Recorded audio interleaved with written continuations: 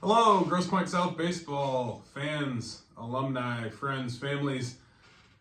Welcome back to another one of our Hall of Fame discussions, coming up to our second annual Grosse Pointe South Baseball Hall of Fame. We are here to discuss one of my dear friends, Charlie Braun, class of 1999, and the late Grosse Pointe South teams of the 90s in general.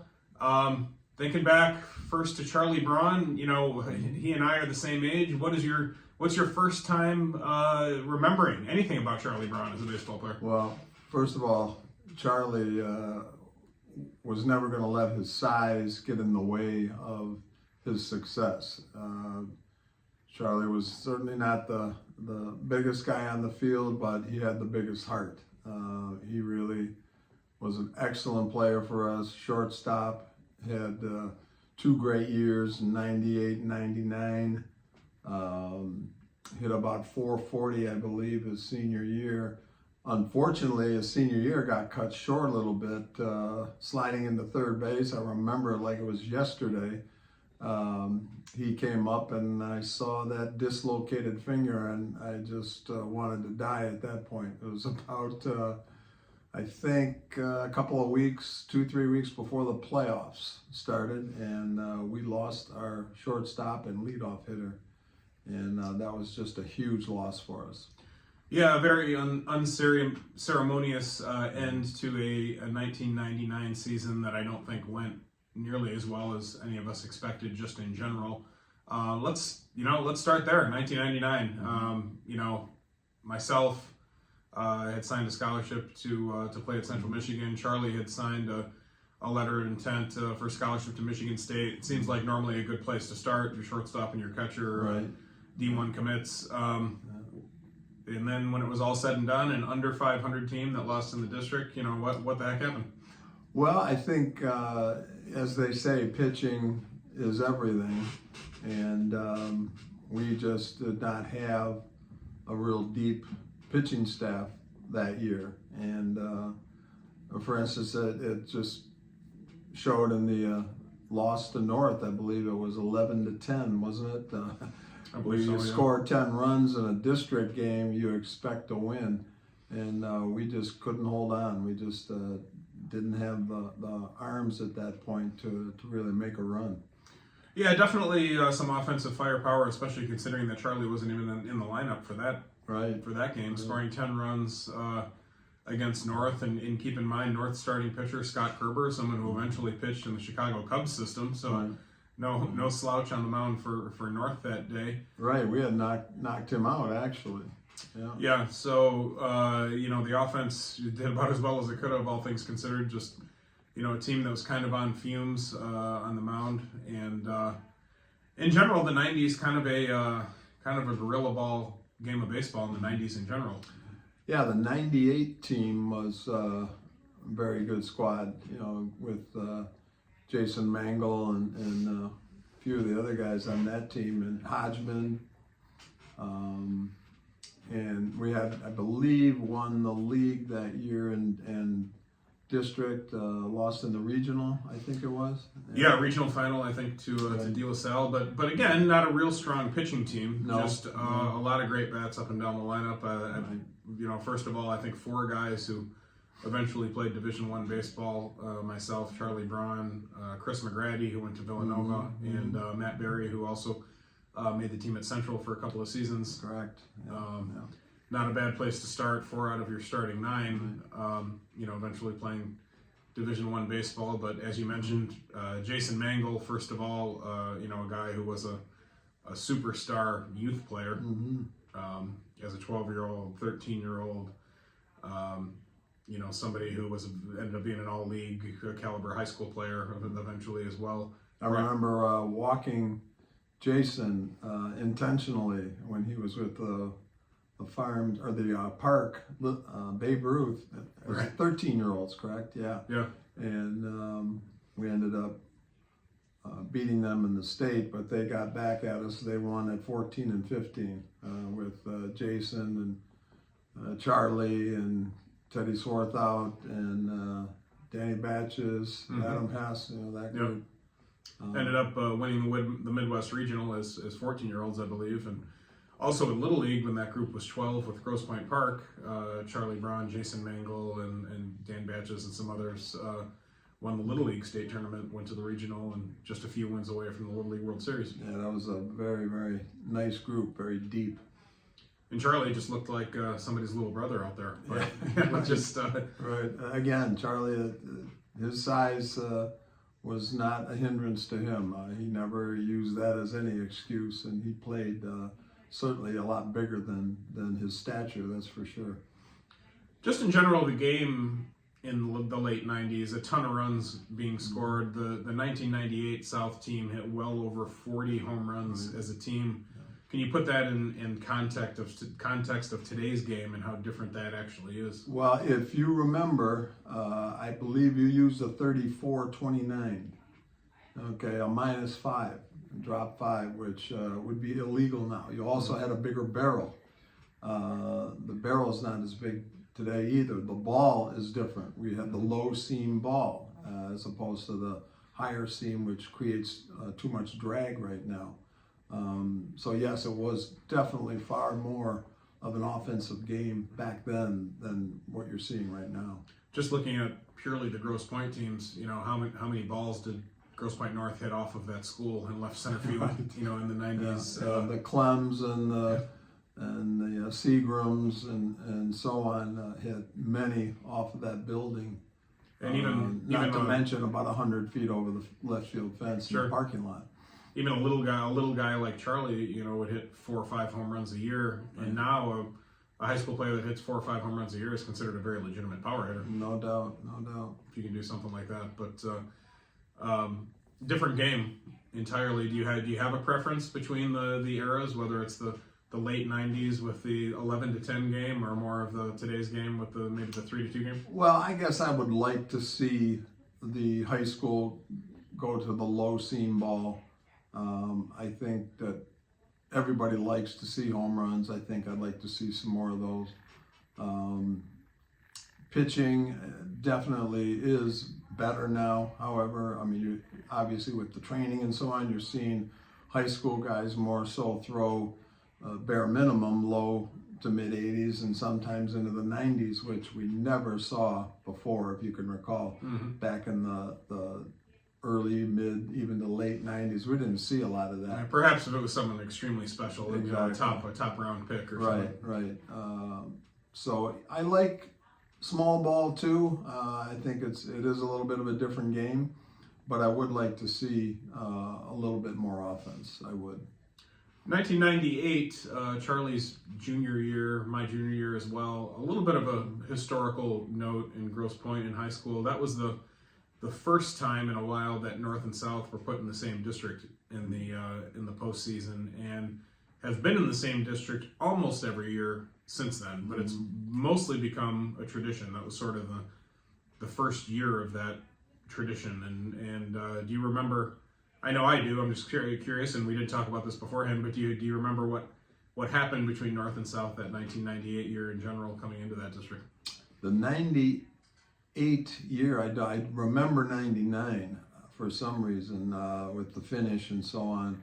We had gone up 10-7, ended up losing 11-10. Yeah. Couldn't hold on, but the 98 one is escaping me right now. So 98, you recall we had a very good team. We didn't lose very many games that year, but we had actually got swept by North during the year in three games, and came into that district final 0-3 against North. They put up a 3 spot in the top of the first inning to take a 3-0 lead on us again.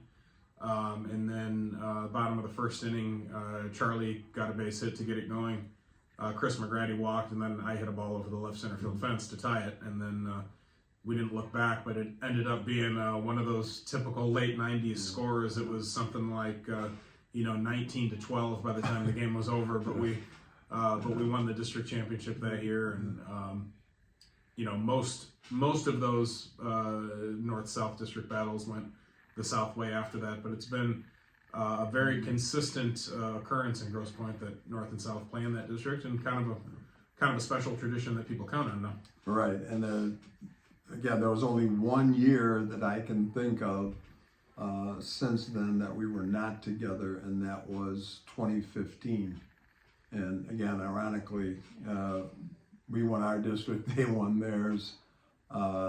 They won their regional, we won ours. We met in the quarterfinal and beat them in the quarterfinal to go to East Lansing. So I think I figured out as part of the Cold Weather Bats podcast last year, I figured out that there's only been 2 years since 1998 that North and South have not eliminated each other from the postseason. And it was just, I think, through happenstance that one of the teams lost or something. But since 1998, to eliminate each other every year but twice since 1998, that's something pretty remarkable that I think it's pretty safe to say it doesn't occur anywhere else in the state. no doubt, no doubt. You won't see that happen with the Livonia schools. There's 3 of them. The Rochester schools, there's 3 of them.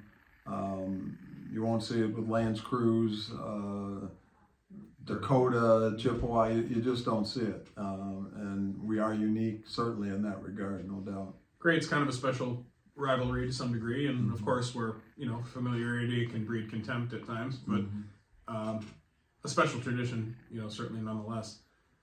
Charlie went on to be a very good player for Michigan State as well.